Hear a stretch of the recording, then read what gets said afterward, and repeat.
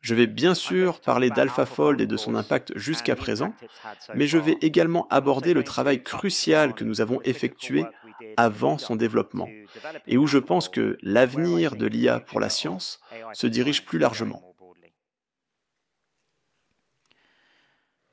Mon parcours vers l'IA a en fait commencé de manière surprenante avec les jeux, et plus particulièrement les échecs. J'ai commencé à jouer aux échecs à l'âge de 4 ans, et j'ai joué très compétitivement, capitaine de nombreuses équipes juniors d'Angleterre en grandissant. C'est une photo de moi à droite, jouant au premier échiquier pour l'équipe d'Angleterre des moins de 11 ans, quand j'avais 9 ans. Quand vous jouez sérieusement aux échecs à un si jeune âge, c'est une expérience très formatrice, et pour moi, cela m'a vraiment fait réfléchir à la pensée elle-même. J'étais fasciné, intrigué par la façon dont notre esprit élabore ses idées, ses plans, ses stratégies, et comment cela peut être amélioré. Dans le cadre des camps d'entraînement auxquels nous participions, nous avions accès aux premiers ordinateurs d'échecs comme celui-ci, le Fidelity Chess Challenger. Certains d'entre vous se souviennent de ces premiers ordinateurs d'échecs où il fallait physiquement appuyer sur les cases du plateau, les LED sur le plateau pour déplacer les pièces. Bien sûr, nous étions censés utiliser ces machines pour améliorer nos compétences aux échecs, mais je me souviens avoir été fasciné par le fait que quelqu'un ait réussi à programmer ce morceau de plastique inanimé pour jouer si bien aux échecs contre moi. Intrigué par cela, j'ai commencé à lire des livres sur le sujet et j'ai fini par coder mon premier programme d'IA sur mon fidèle Amiga 500 que vous voyez au milieu quand j'avais 11 ans pour jouer au jeu classique d'Othello. Ce programme, mon premier programme d'IA, a réussi à battre mon petit frère. Il n'avait que 5 ans à l'époque, certes, mais j'étais quand même émerveillé qu'on puisse créer quelque chose qui pouvait fonctionner indépendamment de soi.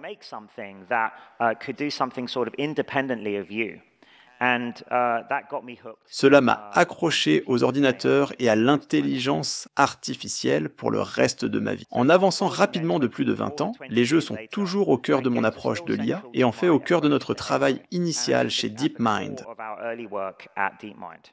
Nous avons créé DeepMind en 2010 comme un laboratoire de recherche industrielle avec pour mission de construire une intelligence artificielle générale. La vision était de créer une sorte de Bell Labs moderne.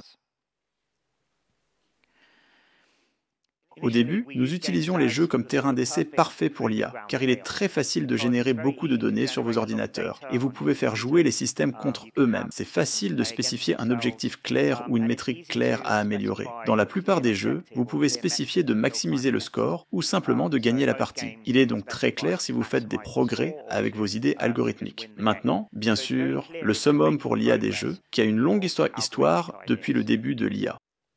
Les pionniers comme Alan Turing et Claude Shannon ont tous essayé de créer et de programmer des ordinateurs d'échecs. Mais le summum pour l'IA des jeux est le Go, l'ancien jeu de Go. C'est probablement le jeu le plus complexe que nous ayons jamais conçu. Une illustration de la complexité du Go est qu'il y a 10 puissance 170 positions possibles, ce qui est plus qu'il n'y a d'atomes dans l'univers. Il n'y a donc aucun moyen d'écrire un programme qui pourrait forcer brutalement une solution pour bien jouer au Go. So there's no way you could write a program that could brute force a solution to playing Go well. Notre première grande percée a eu lieu en 2016 avec notre système AlphaGo. Il a réussi à battre le champion du monde, le grand maître sud-coréen Lee Sedol, lors d'un célèbre match à Séoul. Mais il n'a pas seulement gagné le match. Plus important encore, il a développé de nouvelles stratégies et idées créatives qui n'avaient jamais été vues auparavant, même si nous jouons au Go depuis des milliers d'années. La plus célèbre de ces nouvelles stratégies était le coup 37 que je montre ici en bas à droite, lors de la deuxième partie de ce match. Il est représenté par la pierre noire entourée de rouge. Ce coup n'avait jamais été vu auparavant dans le Go de haut niveau et il s'est avéré être le coup parfait pour décider de cette deuxième partie 100 coups plus tard. C'était comme si AlphaGo l'avait placé là, avec précision à l'avance. Comment avons-nous fait cela? Le système AlphaGo et ses successeurs, AlphaZero et autres successeurs plus généraux, ont maîtrisé le jeu de Go et tous les autres jeux à 2 joueurs grâce à un processus que nous appelons l'auto-apprentissage. Au lieu d'être programmés directement avec des solutions, ces systèmes apprennent des stratégies et des solutions par eux-mêmes. Dans ce cas, en jouant des centaines de milliers, voire des millions de parties contre eux-mêmes, et en apprenant progressivement de leurs erreurs pour améliorer leur stratégie. Et grâce à ce processus d'auto-apprentissage, nous pouvons construire un modèle de réseau neuronal utile du Go. AlphaGo et ce résultat de 2016 ont été un moment décisif dans l'IA moderne, car c'était la première grande preuve que ces types de systèmes, ces systèmes d'apprentissage, étaient capables de faire quelque chose d'assez impressionnant et considéré comme insoluble. Avec ces systèmes de réseaux neuronaux, ce modèle de réseau neuronal, nous pouvons effectivement guider le processus de recherche sans avoir à explorer toutes les possibilités dans un jeu comme le Go ou dans n'importe quel espace complexe. Dans ce diagramme schématique, je montre un arbre de possibilités dans une partie de Go. Si vous imaginez que chaque nœud de l'arbre est une position particulière de Go, vous devez prendre une décision sur quel coup jouer, ce qui vous fait descendre dans cet arbre. Il y a donc cet ensemble massif et insoluble de possibilités à partir de n'importe quelle position de Go. Ce que ce modèle de réseau neuronal permet à AlphaGo de faire, c'est d'analyser, d'examiner et de ne considérer qu'une fraction, une infime fraction de tous les chemins possibles, ici illustrés par les chemins en bleu. Et il fait cela en déterminant quels sont les coups les plus probables, les plus prometteurs à examiner dans n'importe quelle position donnée. Il détermine également quel côté, noir ou blanc, est susceptible de gagner à partir de la position actuelle et la probabilité estimée de gagner depuis cette position. Ensuite, une fois que le temps de réflexion est écoulé, disons 1 minute ou 2, il produit la meilleure ligne qu'il a trouvée jusqu'à présent, la ligne la plus optimale parmi celles qu'il a considérées parmi ces lignes bleues. Et ici, dans ce cas, c'est la ligne colorée en violet. Maintenant que nous avions atteint le sommet de l'IA des jeux, nous savions que nous avions les techniques et les méthodes pour les transposer et s'attaquer à d'importants problèmes du monde réel, y compris les grands défis scientifiques. Mais avant de voir ça, très rapidement, j'aimerais vous parler du nouveau projet que j'ai en ce moment. Comme vous le savez, sur cette chaîne, on analyse toutes les sorties et toutes les nouveautés en rapport avec l'IA. Mon but est avant tout de faire découvrir cette magnifique technologie au plus grand nombre et surtout, et avant tout, d'éveiller les consciences par rapport à l'IA. Comme je vous l'ai déjà dit, je ne sais pas vous, mais moi quand j'en parle autour de moi, les gens n'ont pas vraiment conscience de ce qu'est l'IA. Ils ne se rendent pas compte de l'impact que celle-ci va avoir dans la société. Un impact monumental. Alors je l'ai déjà dit, je ne fais pas de placement de produits sur cette chaîne, je veux la garder la plus authentique possible. Alors c'est pour cela que j'ai créé une formation si vous voulez apprendre à utiliser l'IA dans absolument tous les domaines de votre vie. D'ailleurs, si vous regardez cette vidéo, je pense qu'il y a de très grandes chances que vous utilisiez déjà l'IA, notamment ChatGPT par exemple. Eh bien, si vous voulez pousser beaucoup plus loin votre réflexion et apprendre à utiliser tous les outils de l'IA et savoir comment exactement les appliquer à tous les domaines de votre vie, vous pouvez regarder le lien que je vais vous laisser en commentaire épinglé sous la vidéo. Donc n'hésitez pas à y faire un tour si vous êtes intéressé par le sujet. Je tiens juste à préciser que vous aurez également accès à la communauté Vision IA. J'ai lancé le projet il y a très peu et vous êtes déjà plus d'une centaine à avoir fait l'acquisition de la formation. Ce qui est vraiment bien, c'est que vous venez de beaucoup de domaines différents et j'adore discuter avec vous régulièrement de savoir comment appliquer les outils que vous apprenez dans vos domaines précis. C'est vraiment intéressant. Bref, désolé pour la petite coupure, je ne perds pas plus de temps et je vous rappelle que vous trouverez tous les liens dans la description ou dans les commentaires de la vidéo.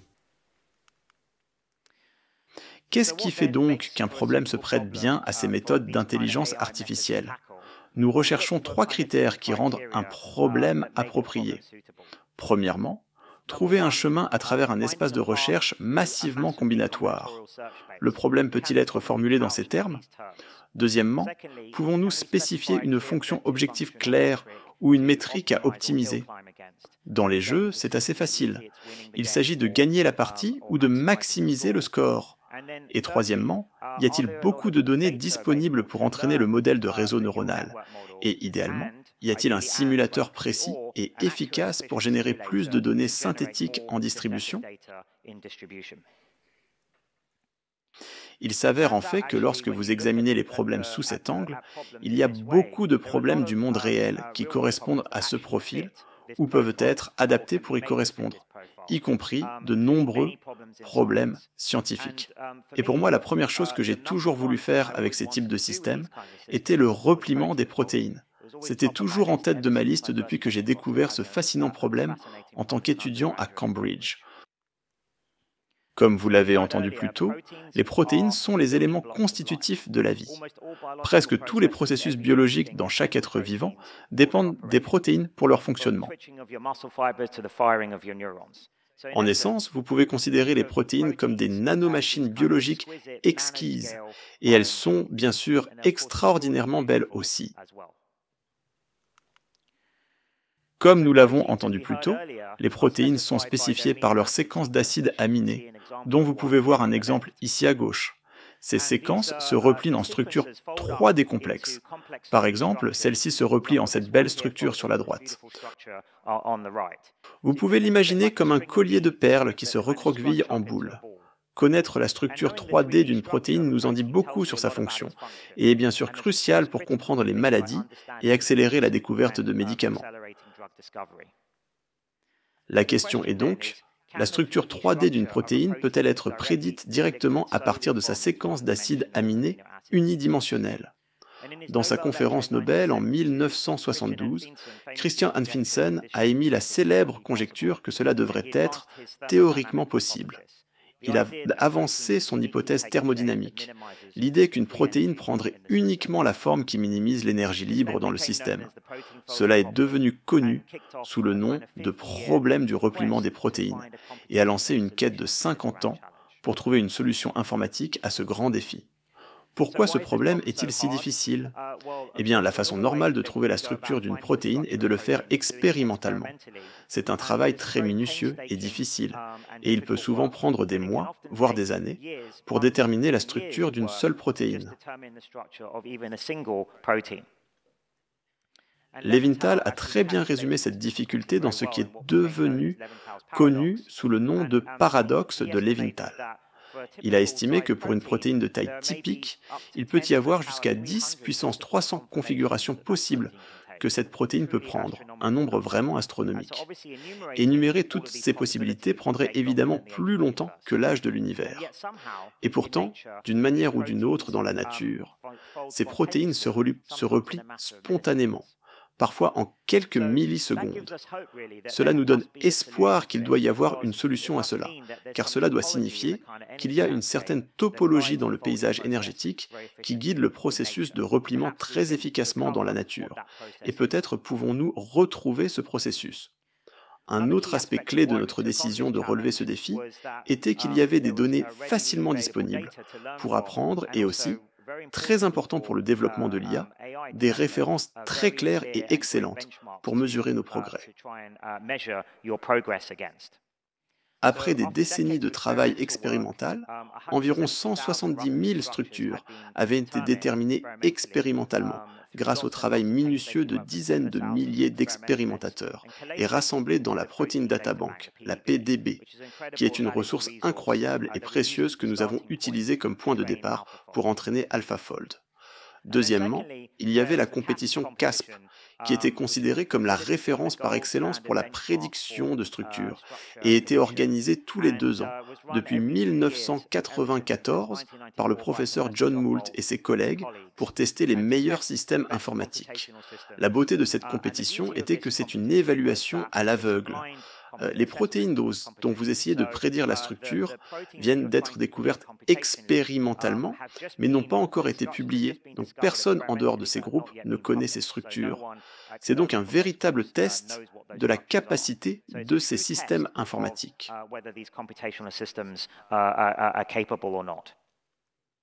On nous a toujours dit que le seuil critique pour qu'un système informatique comme celui-ci soit utile en pratique pour les expérimentateurs était qu'il fallait obtenir une précision inférieure à la largeur d'un atome.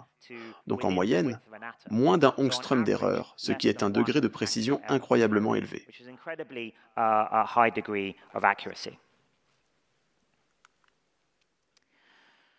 Avec AlphaFold 2, nous avons réussi à atteindre cette précision atomique. Nous avons commencé avec AlphaFold 1 en 2016 et l'avons inscrit pour la première fois à CASP 13. La 13e édition de CASP en 2018, nous avons vraiment fait avancer le domaine, et si vous regardez ce graphique à barre des progrès, c'est essentiellement le score gagnant pour la meilleure équipe à chaque édition de CASP, comme une mesure de distance.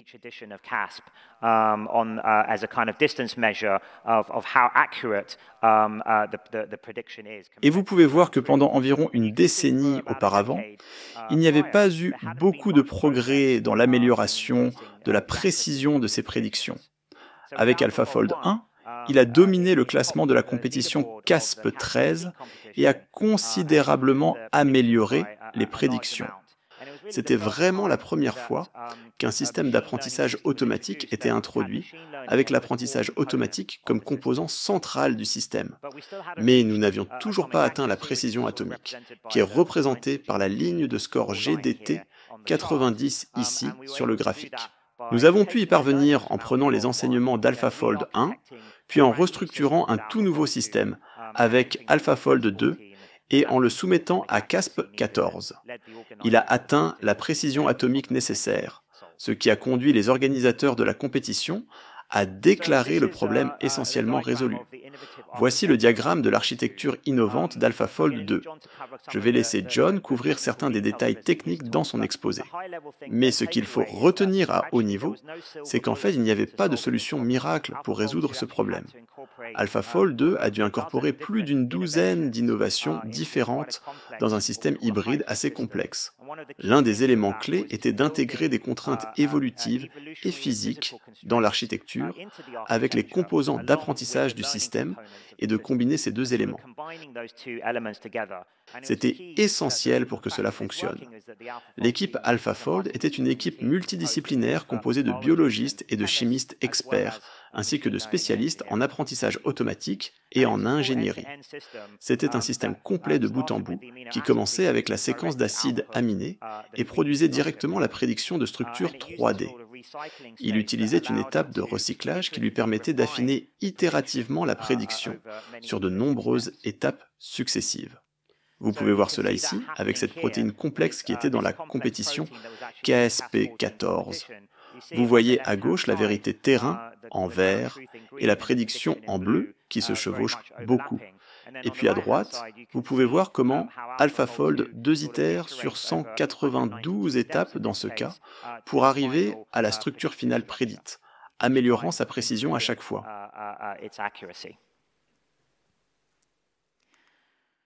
Avec AlphaFold, une fois que nous avions le système, nous voulions bien sûr avoir l'impact maximal possible. AlphaFold n'est pas seulement très précis, il est aussi très rapide.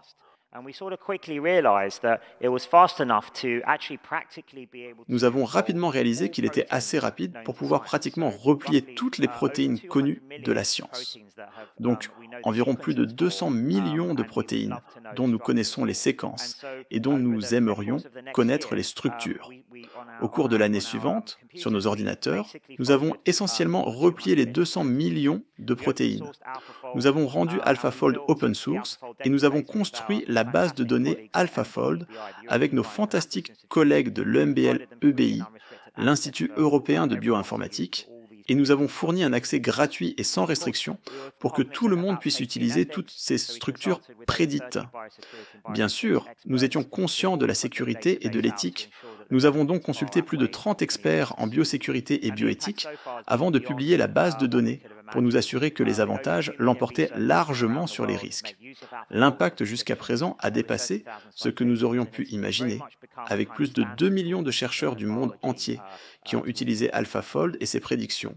Plus de 30 000 citations, et il est vraiment devenu un outil standard dans la boîte à outils biologique. Voici un petit échantillon des progrès qu'AlphaFold a contribué à accélérer dans une gamme énorme de problèmes. Parmi mes préférés, il y a la lutte contre la pollution plastique avec la conception de nouvelles enzymes, l'aide concernant les maladies négligées qui affectent les régions les plus pauvres du monde, l'aide à la biologie structurale fondamentale comme la détermination de la structure du complexe des pores nucléaires, et même tout récemment, il y a quelques semaines, la découverte de nouveaux mécanismes dans la reproduction. Je pense que nous ne sommes vraiment qu'au début de l'impact que des programmes comme AlphaFold auront. Bien sûr, nous avons continué à développer AlphaFold, et plus tôt cette année, nous avons publié la nouvelle version d'AlphaFold, AlphaFold 3. C'est aussi une grande avancée, car avec AlphaFold 2, on peut considérer qu'il résout essentiellement l'image statique d'une protéine et à quoi ressemble sa structure. Mais bien sûr, nous savons que la biologie est incroyablement dynamique. Et en fait, toutes les choses intéressantes se produisent en biologie lorsque différents aspects de la biologie interagissent entre eux. AlphaFold 3 est de notre premier pas vers la modélisation des interactions et de la dynamique. Il est capable de modéliser les interactions par paire entre les protéines et d'autres protéines, mais aussi entre les protéines et l'ARN, les protéines et l'ADN, et les protéines et les ligands. Je voudrais terminer par une dernière partie en prenant un peu de recul et en parlant des implications de ce type de travail et de certains de nos collègues sur le tableau plus large de l'IA pour l'entreprise scientifique. Si nous prenons du recul et regardons l'essence de ce que nos systèmes ont fait, tant AlphaGo, AlphaFold que certains des autres systèmes que nous avons construits. En réalité, nous pouvons les décrire comme trouvant la solution optimale dans cet énorme espace de recherche combinatoire. Nous faisons cela en apprenant un modèle de cet environnement, soit à partir de données, soit à partir de simulations, puis en utilisant ce modèle pour guider un processus de recherche selon une fonction objective que l'on essaie d'optimiser. Il s'avère que c'est une solution très générale et que de nombreux problèmes peuvent s'adapter à cette approche. Je vous ai montré plus tôt ce diagramme en arbre pour trouver le meilleur coup au Go dans une partie, mais on pourrait facilement remplacer ces nœuds de position de Go par des conceptions de composés chimiques. Et maintenant, imaginez que l'arbre de recherche que vous faites sert à trouver la meilleure molécule ou le meilleur composé médicamenteux dans l'espace chimique. Et je pense qu'on pourrait très bien utiliser le même type de technique que j'ai décrite ici pour ce genre de problème. Cela signifie que nous entrons peut-être dans une nouvelle ère de ce que j'aime appeler la biologie numérique. J'ai toujours pensé que la biologie, à son niveau le plus fondamental, peut être considérée comme un système de traitement de l'information. Certes, un système phénoménalement complexe et émergent. Et je pense que c'est un système tellement complexe qu'il sera difficile de réduire le fonctionnement de la biologie à quelques équations mathématiques. Je pense que les mathématiques ont été un outil incroyable comme langage de description pour les phénomènes physiques en physique. Et je pense que de la même manière, l'intelligence artificielle pourrait être potentiellement le langage de description parfait pour la biologie. Nous espérons qu'AlphaFold est une sorte de preuve de concept qui pourrait, quand nous regarderons en arrière dans 10 ou 20 ans, aider à inaugurer cette nouvelle ère de la biologie numérique. Nous essayons d'y contribuer. Nous avons récemment créé, il y a quelques années, Isomorphic Labs, une nouvelle entreprise qui s'appuie sur AlphaFold pour réimaginer le processus de découverte de médicaments à partir des premiers principes avec l'intelligence artificielle. Et peut-être pouvons-nous réduire la découverte de médicaments, qui est un processus incroyablement difficile, long et coûteux, de plusieurs années à peut-être quelques mois, voire un jour quelques semaines. Nous considérons parfois ce type de processus accéléré que je viens de vous montrer avec AlphaFold et les structures protéiques, et qui se produira peut-être un jour avec la découverte de médicaments, comme faire de la science à vitesse numérique. J'ai depuis longtemps le rêve de pouvoir un jour simuler une cellule virtuelle entière, pas seulement une protéine ou quelques protéines interagissant entre elles, mais une cellule entière. Et ces prédictions seraient utiles pour les expérimentateurs.